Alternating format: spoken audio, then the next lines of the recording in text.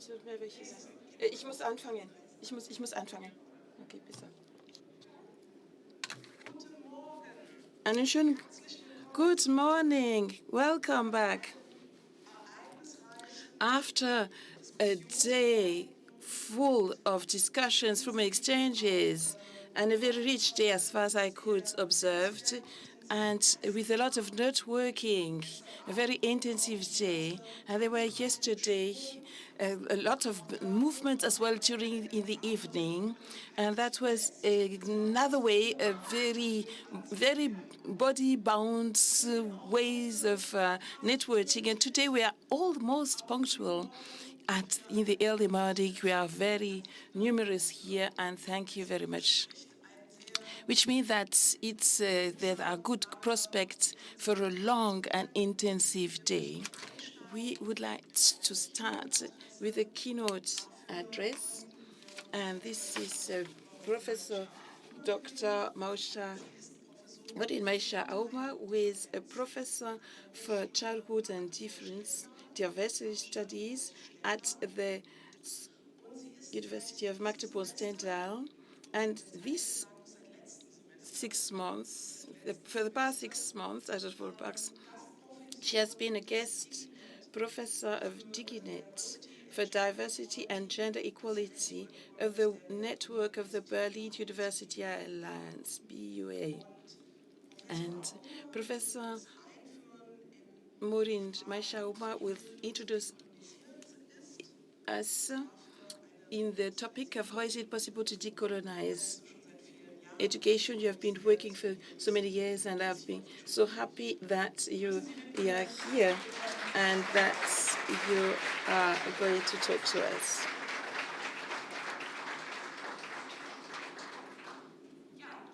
Good morning altogether. Becky, many thanks for the very friendly introduction. Many thanks as well for the invitation. I need a little bit of a technical support.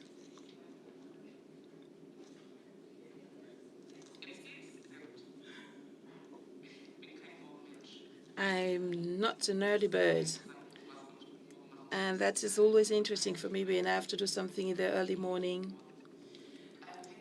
Peggy, I need some kind of help. I have half an hour, and I would like to give a presentation for half an hour. Then we'll have half an hour for discussion. I have 17 pages of presentation. And I was asked to talk about childhood and decolonization. This was the introduction by Becky. The majority of the pictures you're going to see are part of the resilience of people of African descent, and also the more descents. The pictures are from Moses that you can see that are sitting here in the first row. Very good. Moving on. What is my purpose? I would like to talk about education, decoloniality of education criticism, and dekoloniality. I'd like to say a few words about it. What are we talking about? What is the state of the matter? What are we discussing exactly about? And this is why I have a sub-movement with the criticism of colonialism and decoloniality in the political cultural education. That's my first stage.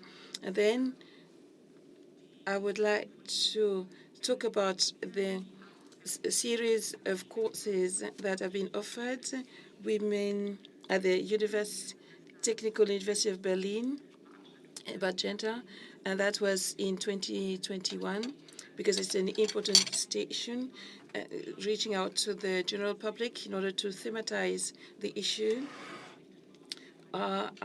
Standards and coloniality closely associated in the Western world.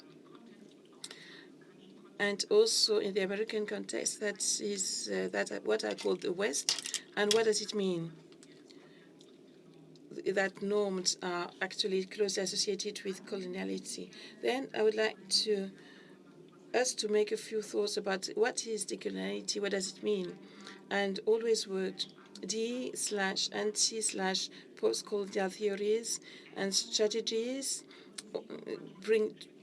taking them all together, though they have a particular focus individually, in order to encompass a full mindset. This is what I would say: D/anti/post-colonial. Decoloniality of education. This is the issue, and to think about decoloniality and education together. And at the end of the day, what's something concrete that I've brought? There are some an expertise, and it's also available in PDF format. And they have the team with Becky have promised me that is going to be made available. It's also available online, Decolonize Berlin. And we know that it can have different durations. And if in case it's not available online, I couldn't check it, we are going to use other means. It's a concrete place where this specific work is being done,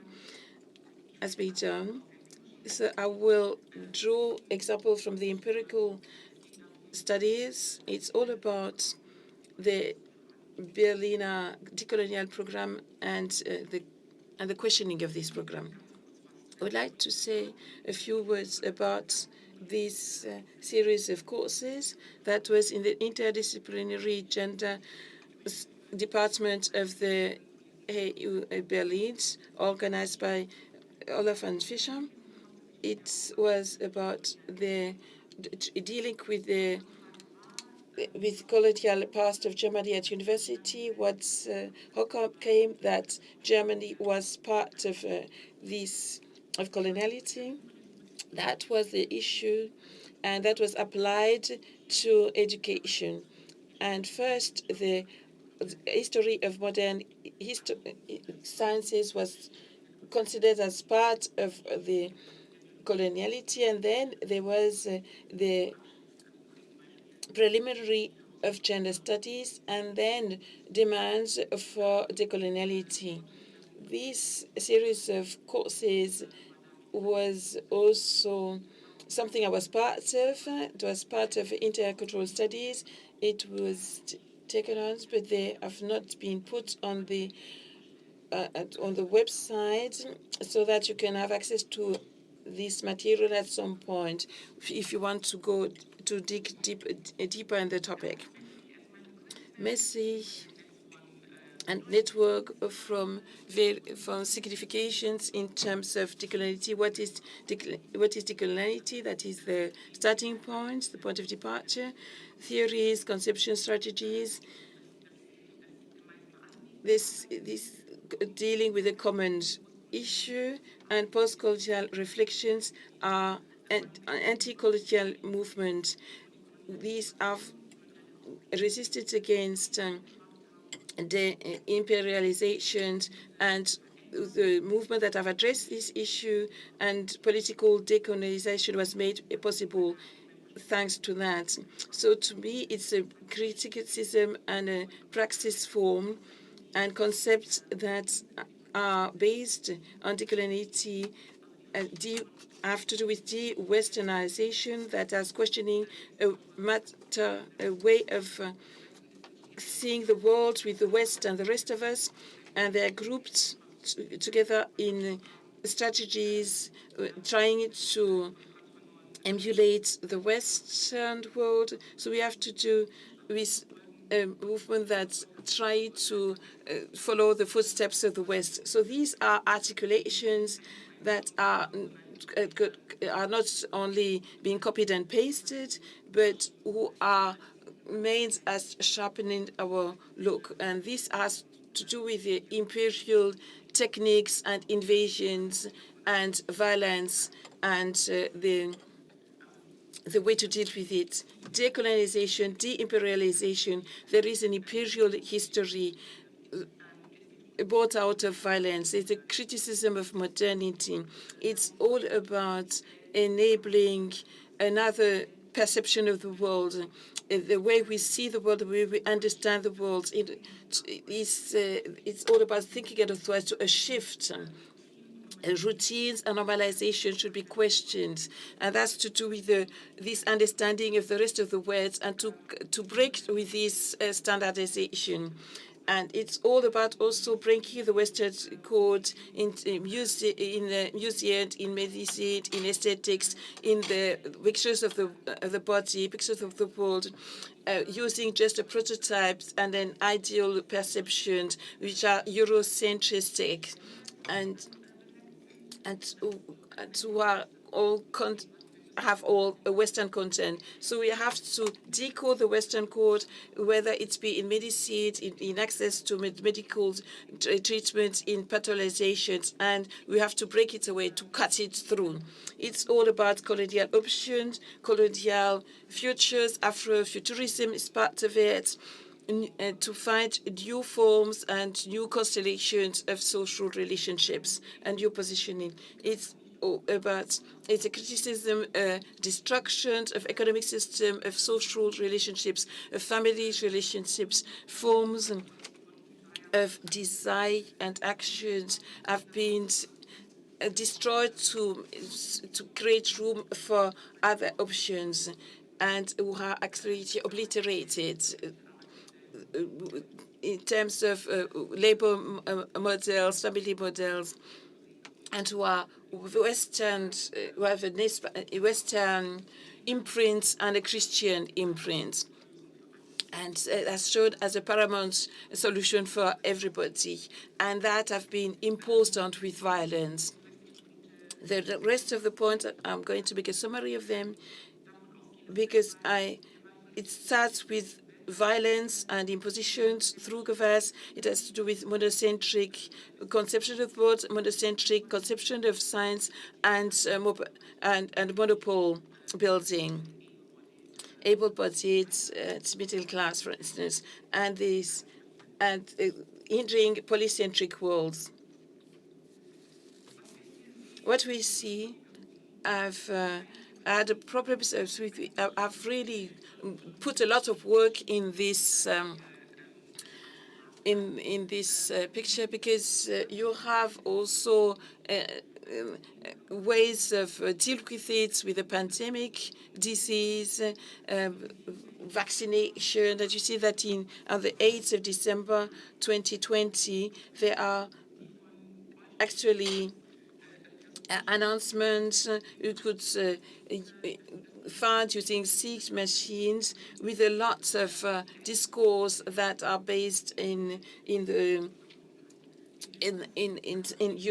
Western-centric points. You see that the first Western women that received vaccines, but you can see that there were already vaccination in Russia. So that is again the West and the rest of the world, that the first person is seen as a white person. And I wanted to say that it is a multi-level approach. This is the way that people have been instrumentalized. You can see a grandmother in the UK. She's 91 in this week, and she's shown in Coventry the way she was received the first vaccination. And there were again colonial standards, discourse churned just after Magnetina. William Bill Shakespeare, who has portrayed as a labor activist, that is in the Labour Party, who was with 81, who worked in car plants, and very working class, and he was very much instrumentalized, and he was portrayed as the first person, and meaning that the first woman was actually excluded and was made invisible, and the whole time, and one time I saw the person. Oh, the first person is And I looked at the picture and I said, but is POC the person who is a member of the medical staff? So it's very British, and 17 years. For the past 17 years, she has been working with the in the National Health Service, and and it's a very important position because you have the expertise, and she's a medical, it's a health workers, and it was possible because the health workers are still working and not on the home office. But that was not Thomatis, because she is and she has workers, and the fact that the nurse that was injuring the person that was giving her the vaccine was not position was not thematized because she's a health workers POC, and that's part of the standards. Now, anti-colonial feministing, Nawal El Sadawi, she passed away in March, this March, with 90 years. She has published a practice, UK at the Near West, and the USA, and the North American context as the Far West, and Europe as the Near West. She was, it was an attempt of decolonize our conception of the world with geopolitical locations that have a negative connotations, and because of coloniality, the same as our body. And she put it upside down, and she says, Near East and Far East means that we have that the West is the reference point. So they shifted using Near West and Far West. Now I have to look at my presentation because my Google Doc doesn't work the way I would like to. What we see at the image is an image of the East Side Gallery. At the rest of the Berlin Wall is a picture by Christine Fuchs with a title and a title for a Black German lesbian. That is an intersectional positioning and opening up perception in relation to the world. This is why I put it as well and intervention, decolonial intervention, and link it up to Nawal Sadawi. I need some taking good care. After I've shift to the notebook, please have some patience.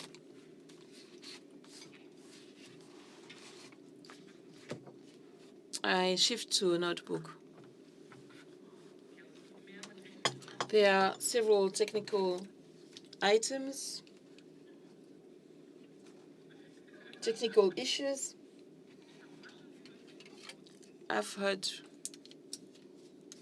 attention rush gehört. It was all about my hearing. My fine motoric is not that good. This is why I didn't understand. I couldn't make it so the way I would have liked to. Collective support, collective assistance. Thank you, Francisca.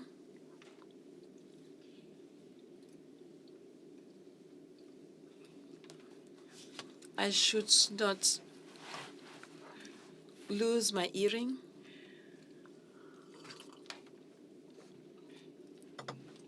Moving forward,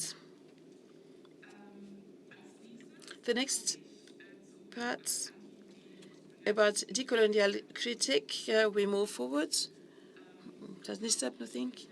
So I have pictures of exhibitions by Yinka Shibari. Some of them will have known it.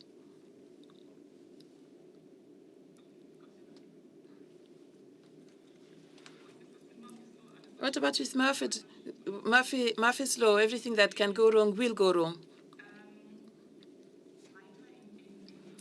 Further, about the reference framework of education and decoloniality, about our knowledge of the world. I have pictures of the exhibition. It's an installation by Yinka Shonibari. Some of you will know it. It's a Nigerian-British artist and sculptor. Installation Scramble for Africa in Belgium. You know, it's the William streets in the 1890s where we used for the Scramble for Africa. It's the division, the partition of regions where BPOC were living, and the signature by Yinka Soliberi. It always pictures people without heads, headless people, in iconic African material, Ankara, called Ankara, and where a map of the world is portrayed. You see the African map, and it's Ampore. I'm always in between German and English. My whole education as a child, I came after my childhood to Germany. This is why I'm sometimes in between. So important. Of the Friedrich Werderian Church in Berlin-Wietze, in the framework of the exhibitions Who Knows Tomorrow. What is interesting in that,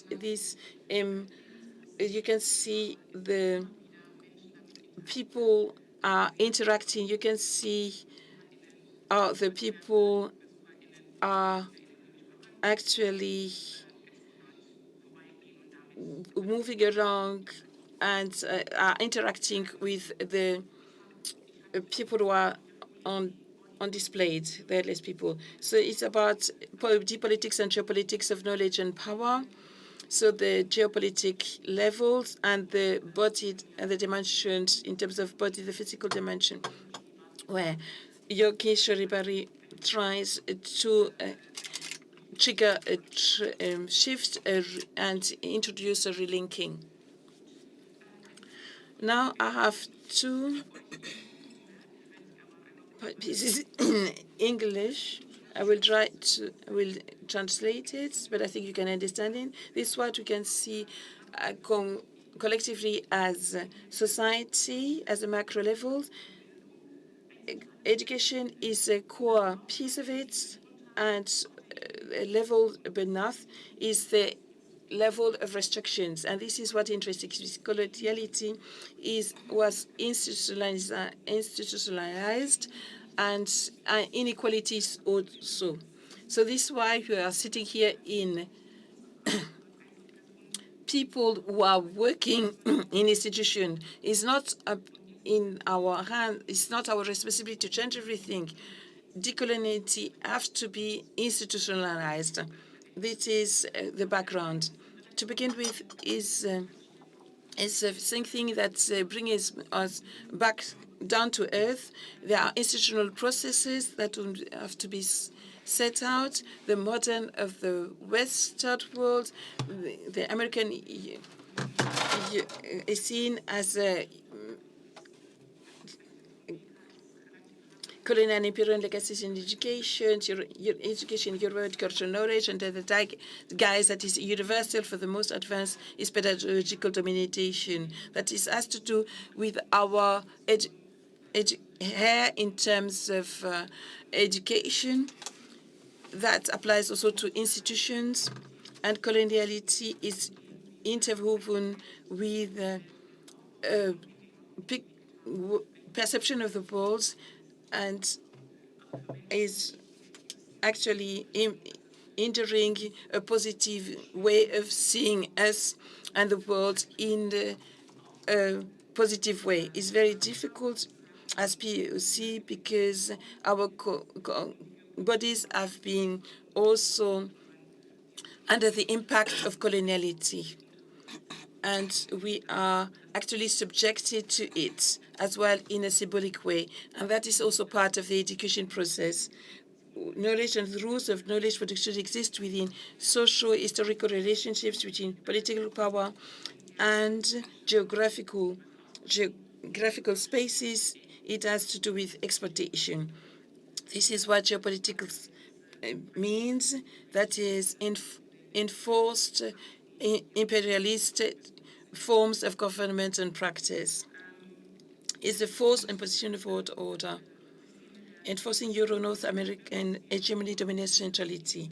These are economic systems that have been excluded, marginalized, or demolished, and to make place for the universalization of the model of Europe. You see El-Sadawi, Nawad El-Sadawi, and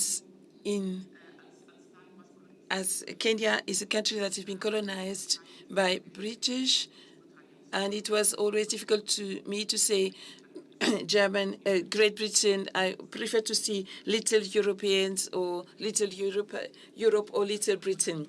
The universalization of a very limited perspectives aiming at human development, so-called. Now, I'm going to move also to the next one, decoloniality of the education. What does it mean? Decoloniality means not only shifting the way it comes, but also reflections, and with a particular specific aim to shift social and economic relationships and bringing about another constellation. Decoloniality of the education means liberation from subjective and epistic colonization, and this is the concept of epistemic freedom, that is BBC as epistemic community. This, and in grossly speaking, it's all about seeing the movements that have dealt with this epistemic revolution, that have been dealing with it, and these are movements that have examined the epistemic conceptions, and it's all about questioning as well those who have used the concepts and priorities of the modern Western episteme. And when we talk about journal, where is the knowledge produced and received? It's all about seeing as well, developing new model and to be able to make them known. It's not about collapse. It's all about to say the old norm standards are bad and to make new ones, but to see how is it possible to enable the unfolding of all these standards. We can see what we are going to, which issues we are going to develop in the conversation. Unlearning imperial privilege. It's all about also decolonial education, therefore, involves opening up the most possibilities of teaching and learning subaltern knowledge, knowing that knowledge positioned on the margin of the borders of modernity. You remember Toretti, to having a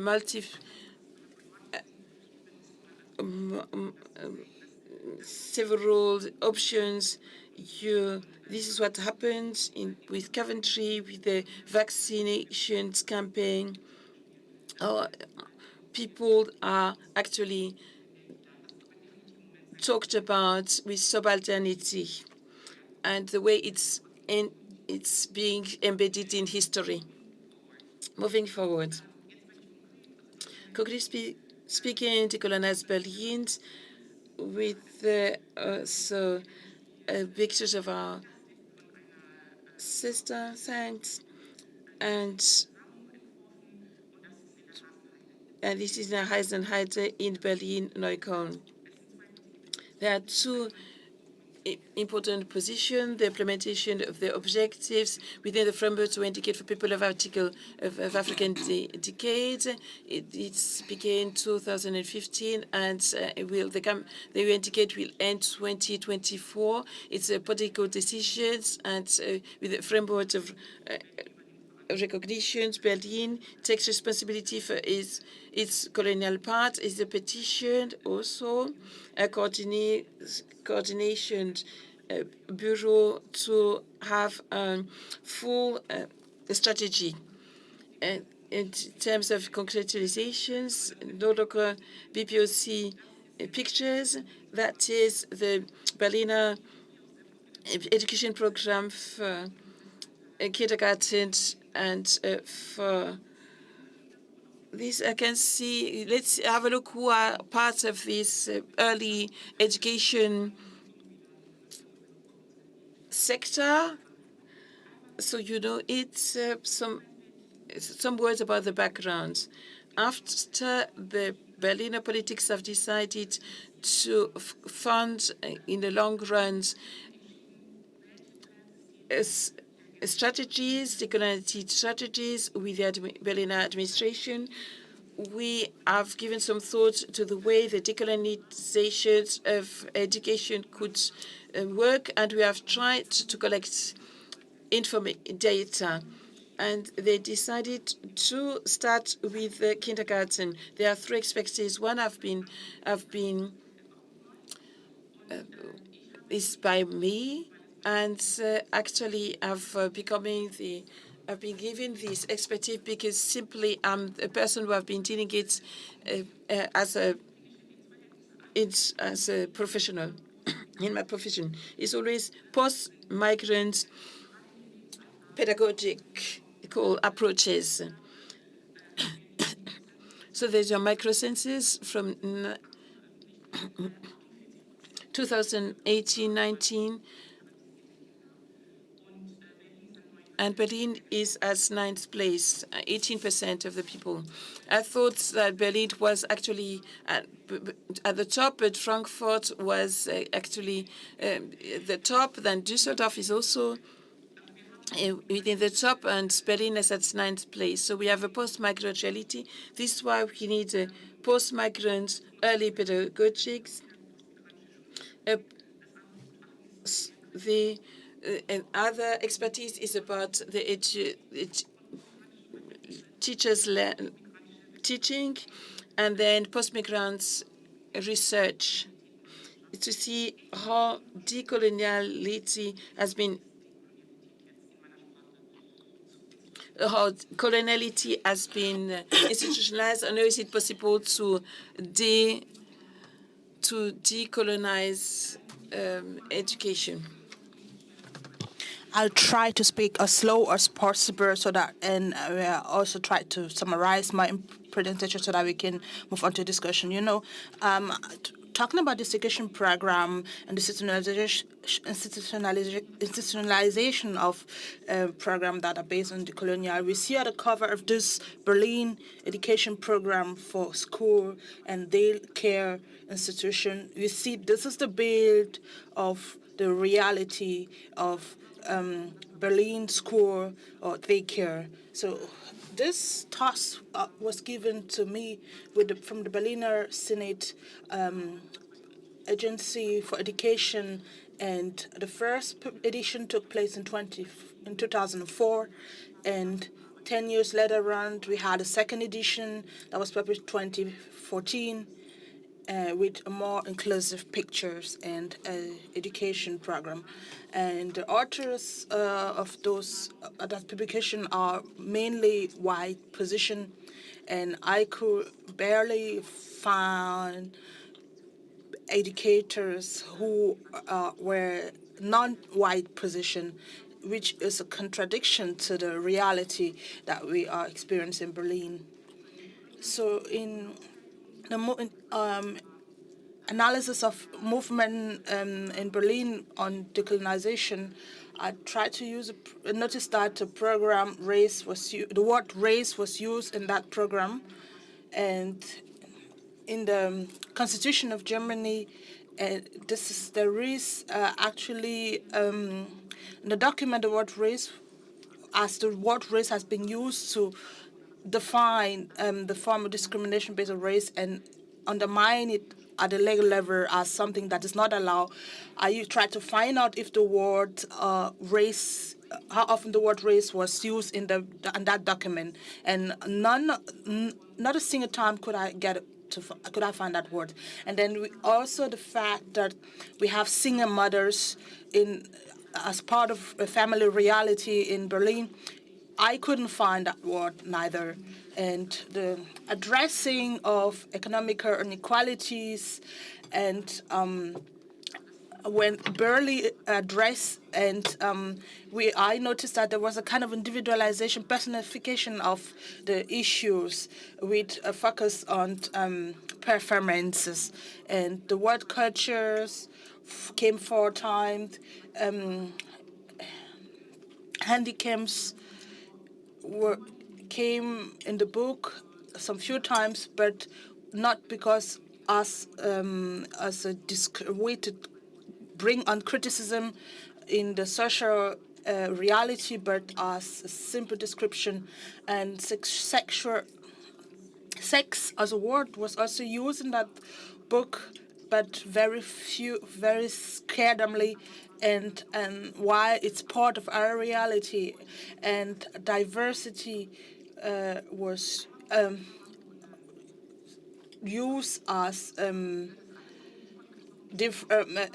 plurality in general. And to summarize what I want to say, to consider the time limit that they have, I would like to come to the pictures used in the Berlin education program. It's a document that contains a lot of pictures, is 42 pictures, and from those 42 pages, 180 pages, we barely found the outer groups, and we couldn't find the sources, so it means that you can't interpret what is represented on those pictures from different perspectives. So there's not a contextualization of those pictures. And the authors of those groups seems to be white position women and white position men. And we see in Berlin the beginning of the picture, and then the second picture is the picture before the last page of the book, and that picture was used as a cover picture. And those are artistic works produced by small children, which are obviously cannot be interpreted at a political level, and that you cannot define in a specific manner. Considering the visual message behind those pictures, I analyzed the various phenomena on the book and on the base from the perspective of a decolonization. And the outgoing point was who is doing what for which purposes, and the central message is that the pictures of that program just suggesting that everything is fine in our education system. There's nothing to criticize, and there's a decolonial quote in that book, as we have never been as rich as now we are right now. Now we have BPOC living the society. What else do you want? There's nothing more to change and to improve in this society. So you have this core, this aim at harmonizing the society, and some topics are not willingly excluded with regard to the construction of norm and diversity options. We can see that we do not see options for representation of BPOC fatherhood. And, there's something that really surprised me as I was analyzing this book.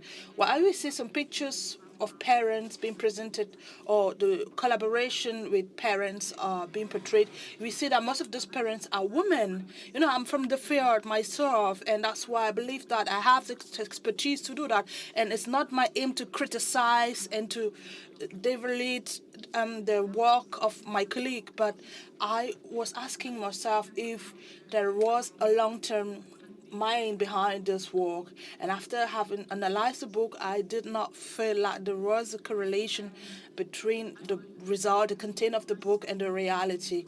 And to end my presentation, you do not see typical men, fathers being represented in that book, pictures in that book. Where we see typically represented people in the education programs are usually professional educators who are white position, and we can explain it with the idea that there seems to be a will to normalize the presentation of educators as white and women. So it means that the expertise of PPOC people as in form of fathers or educators are being doubted, and we barely see men in that position. And we also barely see people with handicaps. So we only see 3 pictures in the book.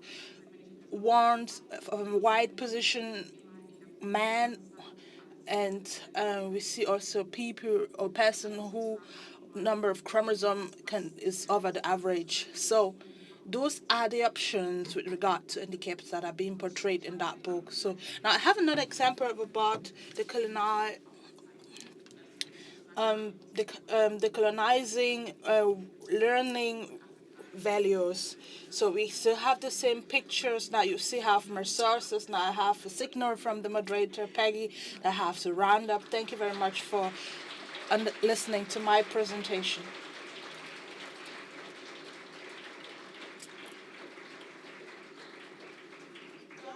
Thank you very much. Thank you very much, Maisha. Actually, I was just looking at my watch, not necessarily because of you. You know, we still have some minutes of delay because we start a little bit later than planned.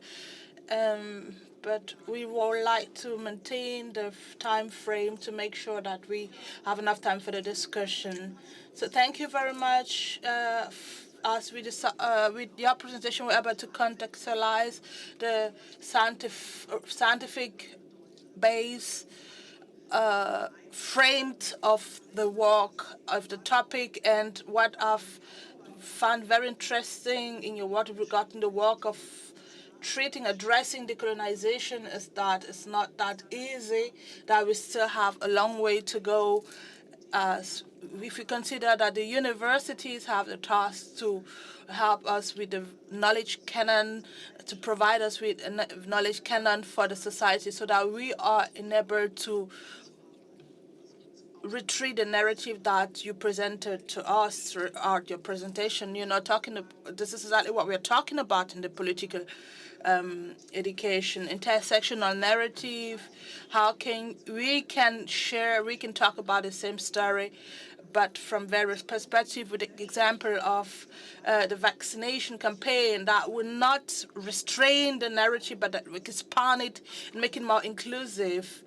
And if we cannot do that, and then we all have to switch our minds, change our mind, as we all have this notion of universality with regard to how we see the norm, how families are meant to function. I myself, I'm also a single mother, so it has to be understood question from various perspectives. I've been very inspired by a presentation. I hope you too. I would like to welcome you to discuss with us at the front if you have any question, comments with regard to what was said.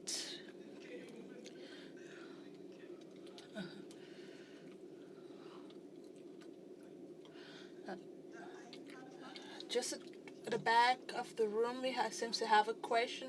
I've just got the microphone that will be given. to those who would like to say something in regard to what was shared in the presentation. It's time to ask your question or make your comment.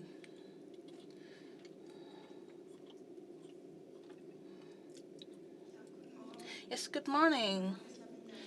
My name is Lavinia Zichert, and I'm really shocked about the result of the analysis.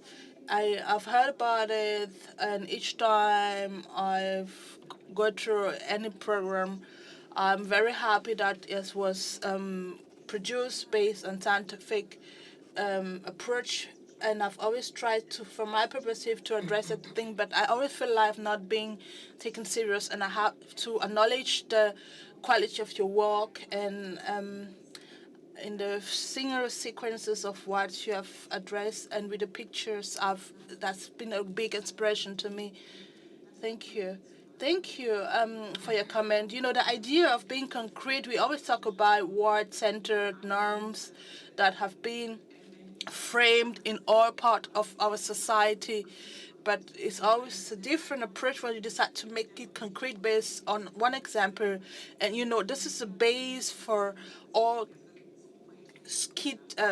all daycare and kitters. So this is for us. This is the reason why we decided to choose the book, because it has such a subjective power, and it influenced the way we picture the world, and that was the aim at us choosing it as a base for our analysis. And one more time, to concretize, to visualize our idea. This is the power behind this epistemic revelation. Generally, of course, you could assume like, oh my God, this is it.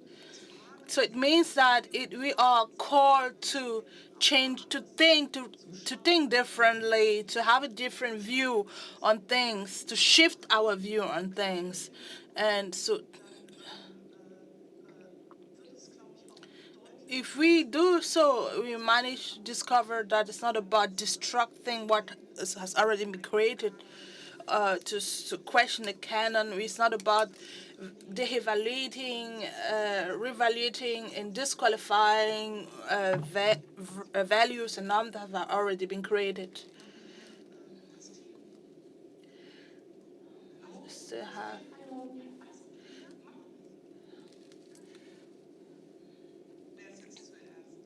Would like to start? Yes, I'd like to ask my question, very practical. I'd like to know how the Senate reacted to this studies, and what was the next step after the publication of this analysis of this expertise document. And obviously, of course, maybe I would also like to know if there is a studies on schools and activities that are offer education-based activities out of the academic curriculum.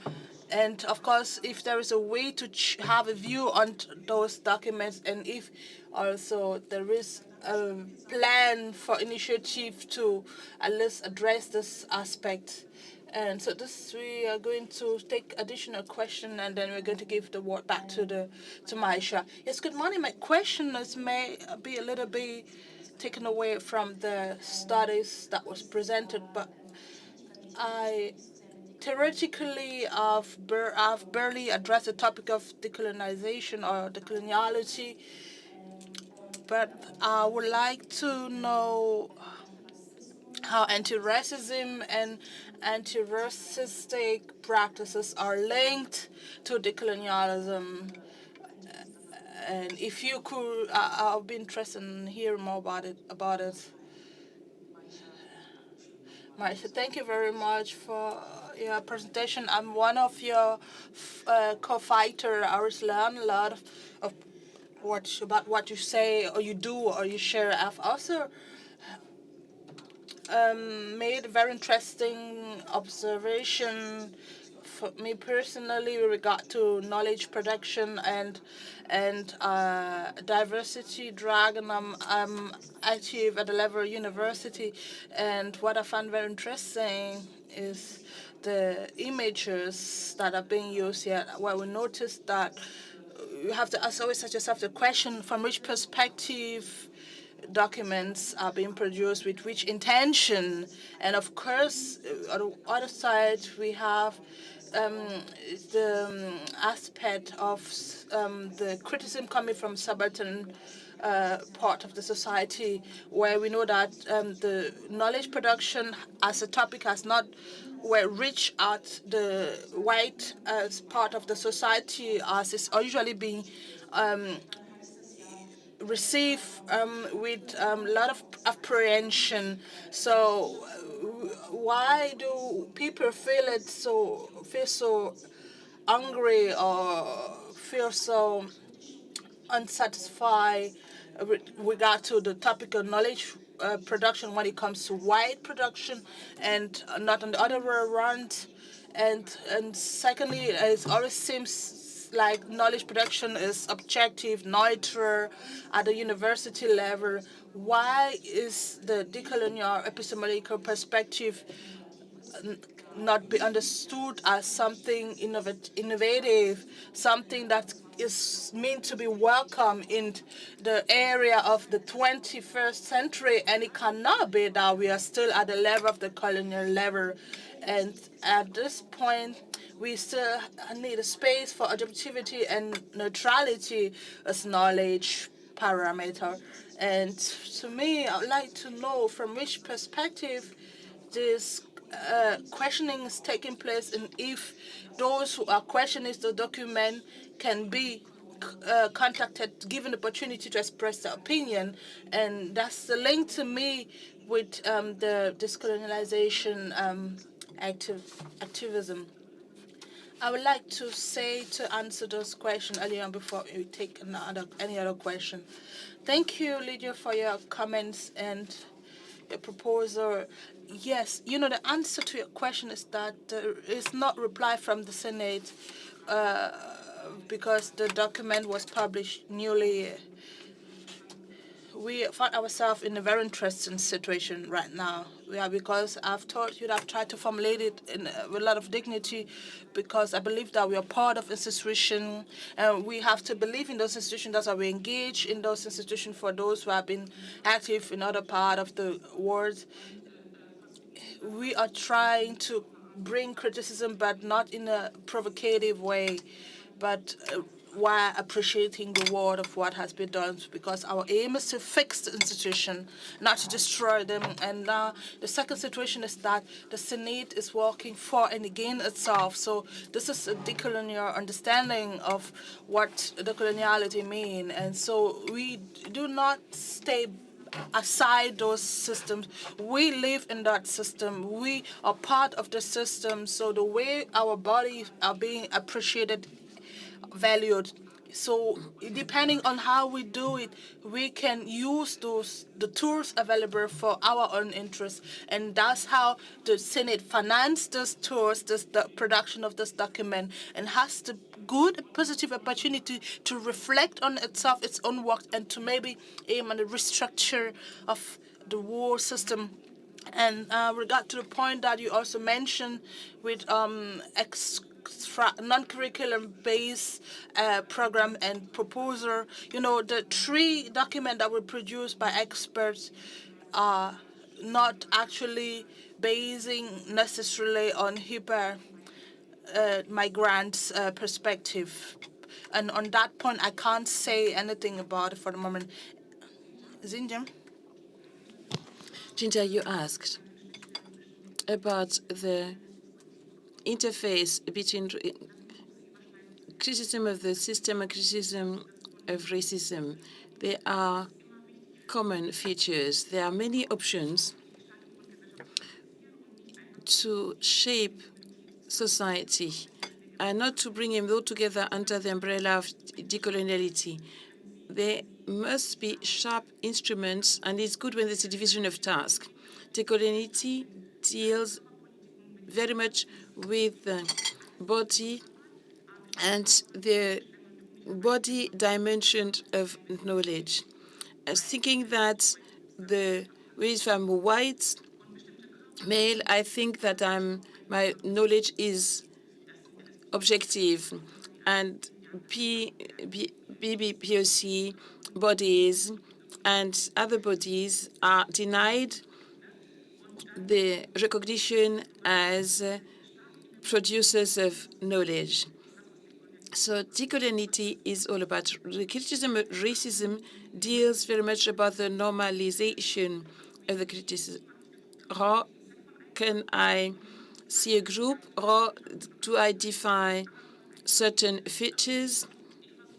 And I try to say that in racism criticism has to deal also with decoloniality and with intersectionality.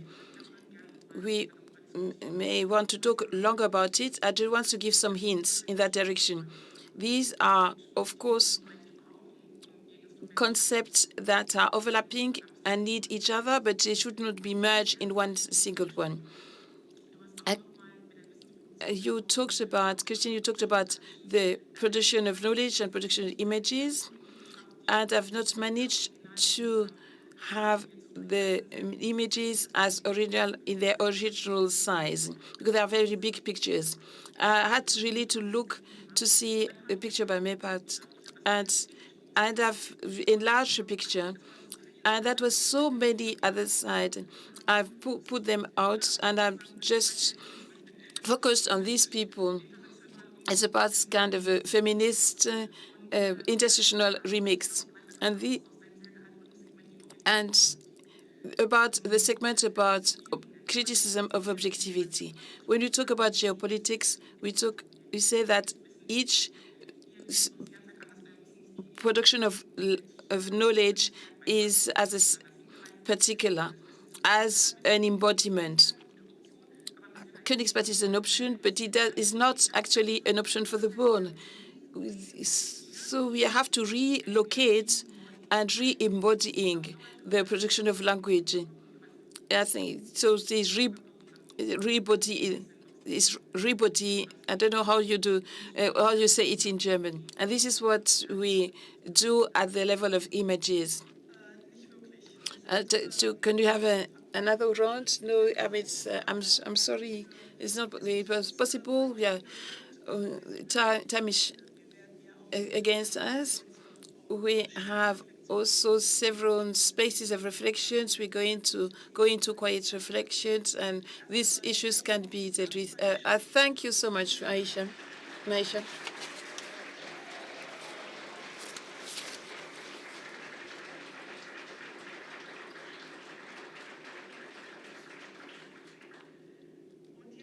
And now I just have the task to do some kind of housekeeping for the day and to make some announcements. Now we're going to have a somehow reduced coffee break, and then we will go we'll go into the phases of seminars. The first phase, we have 5 seminars. Seminar 1, our team must be diverse. Steps towards a process, this process, moderated by Kaja Adu. Could you please stand up, Kaja, if you are here in this room? And Jonas Mensa Bertelmann. They are still not there. They should be here quickly. It's going to take place in this space on that side. And then the second seminar, Intersectional Alliance Work, Civil Society-Based Political Education Work. Raja can see you with Jan Schubert, Raja Leon Amand, und Jan Huberg und Amétis Benoit. And you're going to be in this room on the other side. You make the arrangement yourself. And both seminars are very big. Please make sure that you that you do not maybe want to change the seminars. Seminar 3, empowerment work, decolonize empowerment work and the idea in the Muslim youth work with Orenka Borto Benavides, Wasima Labish Mansour, and Kofi Ohene Doki. I've seen. Please stand up quickly, shortly. The seminar 3 is going to take place in the seminar St. Elizabeth is through behind the St. Elizabeth. I mean, it's not the word that the name that we gave them. It's going to be the first act to decolonize them. So it's beyond the table book, the book table. Seminar 4, powerful readers. What does it mean? Intersectional material and knowledge from the perspective of a library is going to be in the room Kandabona. Some people give me some kind of look by Leslie Go. And then seminar 5 to pull down barriers, funding practice have to be decentralized, microfinancing and beyond urban communities. But Jeffrey Kostiklan, I've seen you, and I cannot even read the name of the room, Cosmos. And the seminars are written into your program. The seminar go up to until the lunch break, and after that we'll have reflection space for quiet discussion. You are free to network. And there are no issues at your discussions. Please participate actively. And then you go on your own to the second phase, and then we come together again at 4:30 in the plenary, where we'll have shared our first impressions of the observations and have reflections and about the processes. Today we'll have a walk, a decolonized city walk through Erfurt. Maybe it would be good to snap some kind of fresh air. It begins at 5:30 at the reception downstairs. I'm going to say it again, to announce it again. And those who do, if you want, you go directly to the evening program, because it's one actually second away from over there. You can even see it when you watch out of the window. It's 6:30. At 7 o'clock, Francesca Schmidt will open up. Francesca Schmidt. And if you have not heard Francesca Schmidt, is not going to be open the buffet. It's not because we are actually want to save so much money, but as I said, in a particular direction, Francesca Schmidt will open it, the buffet.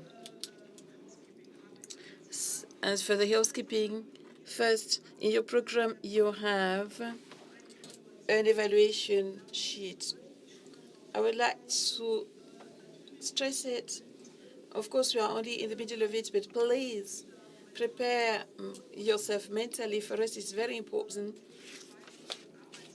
for